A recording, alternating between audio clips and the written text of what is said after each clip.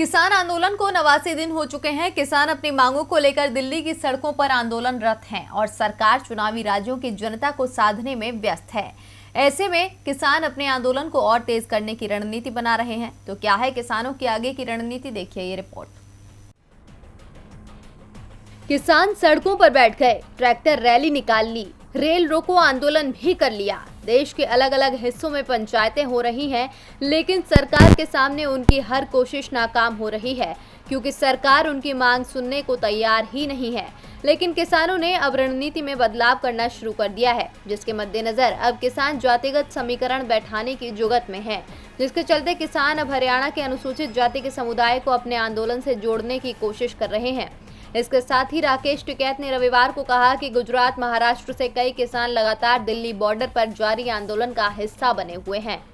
ऐसे में अब वो इन राज्यों में जाकर किसान आंदोलन को मजबूत करने की कोशिश करेंगे। गुजरात से आए किसानों ने रविवार को राकेश टिकैत को चरखा सौंपा। इसके साथ ही राकेश टिकैत ने कहा कि चरखा चलाकर गांधी जी ने अंग्रेजों को बाहर भेजा, हम भी चरखा चलाकर कंपनियों को बाहर भेजेंगे। हम गुजरात में जाकर किसानों को इकट्ठा करने का काम करेंगे।